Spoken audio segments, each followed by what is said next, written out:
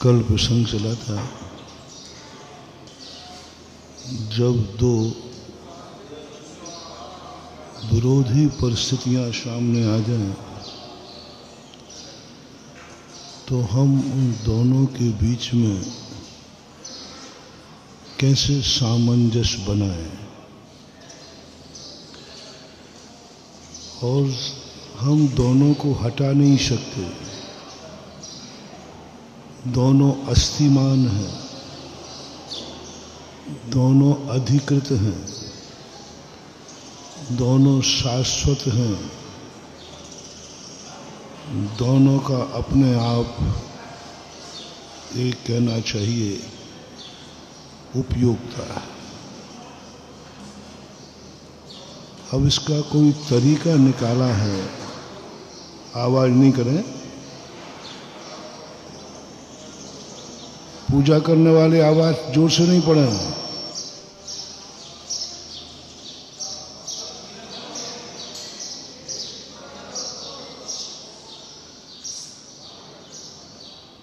उसका तरीका स्यादवाद निकाला था कल, क्योंकि अनेकांत वस्तु का स्वरूप है और स्वरूप को कभी बदला नहीं जाता और स्वरूप परस्पर में विरोधियों से बना है। दो परस्पर तत्व मिलेंगे तभी वस्तु का स्वरूप व्यवस्थित होता है। ऐसी स्थिति को एडजस्ट करने के लिए स्यादवाद आया। अब स्यादवाद के इतने भंग हैं,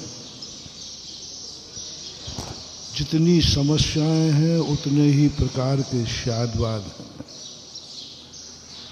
कल अपना प्रसंग शुरू हुआ था कि विश्वास किसी पे करना नहीं और विश्वास के बिना दुनिया चलने वाली है नहीं, मोक्ष मार्ग ही नहीं चलेगा। अब ऐसी स्थिति में हमें स्यादवाद का आलम्बन लेना पड़ेगा, सापेक्षवाद का आलम्बन लेना पड़ेगा। लेकिन सापेक्षवाद एक प्रकार का नहीं, अनेक प्रकार का है। दोनों पीछे हटेंगे नहीं। तो पहला है, जो जैसी व्यवस्था है उसके उसी रूप में आप साक्षीभूत बन जाओ। आप ज्ञान योग में चले जाओ, आप स्थित प्रज्ञ हो जाओ। जहां तुम्हें दो परस्पर विरोधी दिखे ही नहीं। जब सर्वोत्कृष्ट स्थिति में व्यक्ति आता है तो उसको विरोधी दिखते ही नहीं है, सब अस्तिमान दिखते हैं। वह स्वचतुष्टय को देखता है। सर्वोत्कृष्ट व्यक्ति कभी किसी को अपनी दृष्टि से नहीं देखता और ना वो दूसरे को अपना स्वरूप देखने देता है। वो एक एक कण को स्वचतुष्टय से देखता है।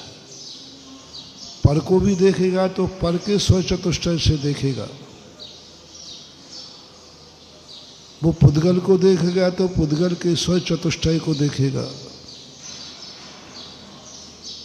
किसी के संबंध में कोई उसके संबंध में निषेध आते ही नहीं। सांप के जहर को देखेगा तो सांप के स्वचतुष्टय से देखेगा। ऐसा तीन स्वचतुष्टय हैं, पर्याय स्वचतुष्टय, गुण स्वचतुष्टय और द्रव्य स्वचतुष्टय।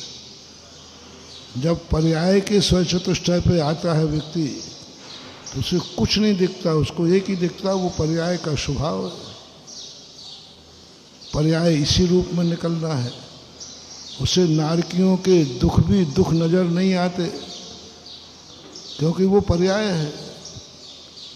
स्वर्गों के सुख सुख नजर नहीं आते क्योंकि पर्याय है।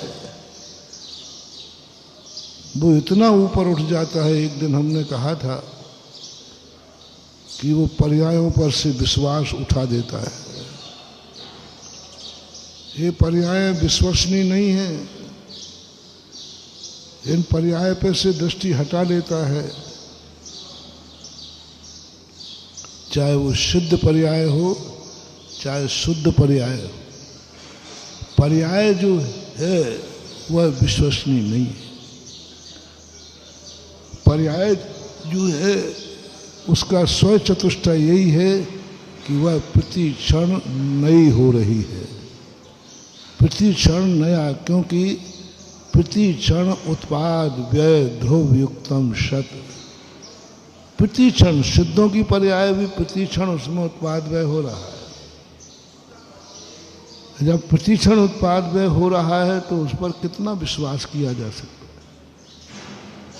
गुणों के संबंध में कहा था, गुण विकार रूप होते हैं, गुणों का विकार निकलता है, और जिसमें से जिस मशीन में से गैस निकलती हो वो मशीन पर ज़्यादा विश्वास नहीं किया जा सकता। गुणों में से विकार निकलता है, गुणों के विकार को पर्याय कहते हैं।